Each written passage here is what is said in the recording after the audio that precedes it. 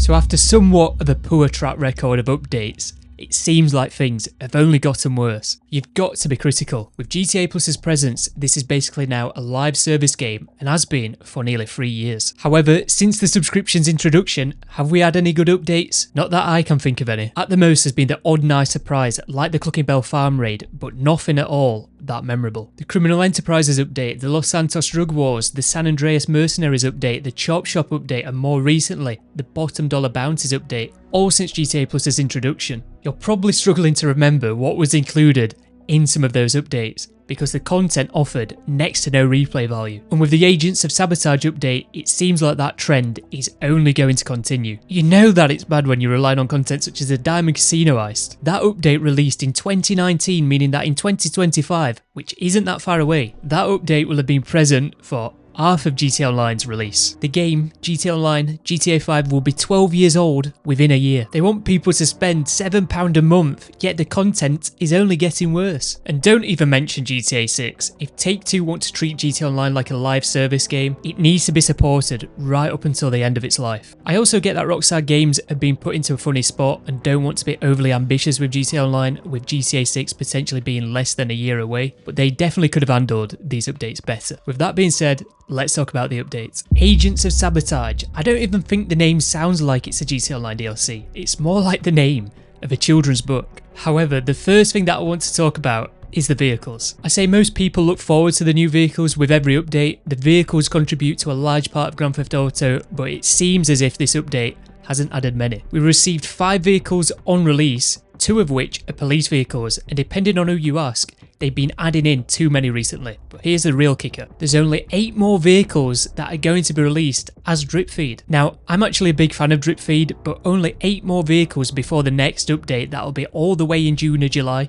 Really? But it gets worse, and that's because we're going to get 2 more police vehicles, which one I'm actually looking forward to with the D10 Pursuits, not so much the Outreach faction, and 3 more of those vehicles aren't even cars. Now, the fact that they're not cars isn't the bad thing. It's just that with these additional vehicles that they're adding in, they all seem to be from GTA 6, like the DH7, the cargo bob of GTA 6, and the Titan 250D, the Titan of GTA 6. You could also argue this is something that they've done before with the Raiju last year. The point that I'm trying to make is this: they're remaking vehicles for GTA 6 that have been a staple in GTA Online / GTA 5, and they're porting them into GTA Online just because it's easy content for GTA Online. I don't mind them doing it the odd time, I just fear that when we do play GTA 6, we'll have already used 95% of the vehicles because they're already in GTA Online. And for the people that are massive fans of regular cars, which is most people, there's only going to be 2 more that's going to be added in, both of which I'm looking forward to. You can already get the Fireball ASP, by the way. Now, I do like the Banshee GTS, I think they did a really good job with it. However, you can tell it's just going to be the Banshee in GTA 6. Again,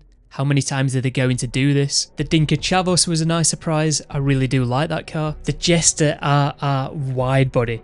Just why? This car could have been so good. I've already talked about this car in a video that I made, so to put it shortly, they messed up by not allowing you to customize the bodywork and also by not allowing you to remove the livery. So in an open world sandbox game about player freedom, everyone's going to be driving a car that looks the same as everybody else's. Yeah, that's a good idea, Rockstar, thank you.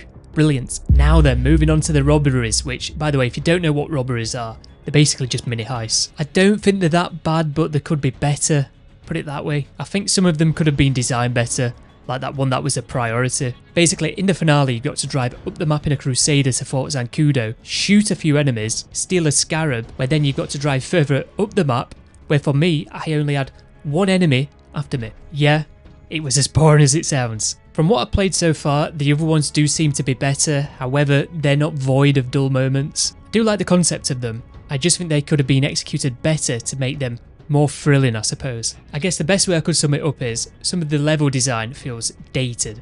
Like really dated. But just like a lot of the other content that they've added in over the years, I struggled to see any replay value outside of the career progress challenges. Yes, they can be somewhat fun to play through on your initial playthrough, but like I said, where's the replay value? Where's the incentive to play? These missions take about 20 to 30 minutes to complete, and you only get about $150,000 from them, double if it's a priority, and you can only do the priority one once a week. Why would anybody play this content if you could play other content and make more money per minute? Like the Diamond Casino Heist, for example. That can take about 60 to 90 minutes to complete and you'll be earning at least 1.6 million. You don't even have to do the sum to see that the new robberies aren't worth your time outside of the career progress challenges. Most people play GTA Online to make money so they can buy in-game items to have fun in GTA Online sandbox. So why would anybody play these robberies if that's the case? I completely forgot to mention as well that they've brought Pavel back, but I guess that just goes to show how much of an impact he's actually had. I think that players like myself have just gotten fed up with having to rely on older content to make money just to check out the new things